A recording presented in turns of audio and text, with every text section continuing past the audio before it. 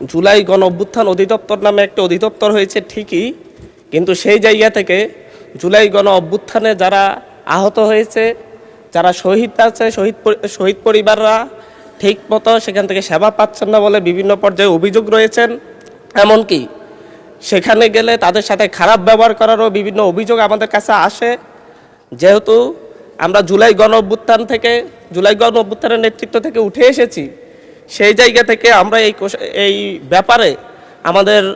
মাননীয় মন্ত্রীর কোনো পদক্ষেপ আছে কিনা, এবং জুলাই অধিদপ্তর অনেক ক্ষেত্রেই বলে তাদেরকে বাজেট প্রদান করা হয় না, অনেক ক্ষেত্রেই তাদের কাছে গেলেই বলে তাদের কাছে বাজেট নেই। জুলাইয়ে যারা অংশগ্রহণ করেছে, জুলাই যোদ্ধা এবং শহীদ পরিবারের জন্য যে বাজেট সরকার দিয়েছে সেটা দেওয়ার মতো এই বাজেটগুলো নিয়মিত দেওয়া হবে কিনা, কী পরিমাণ বাজেট দেওয়া হবে, এবং সেই জায়গায় যে হয়রানির কথা আমরা শুনতে পাচ্ছি, জানতেছি, এই ব্যাপারে কোনো পদক্ষেপ নেওয়া হবে কিনা।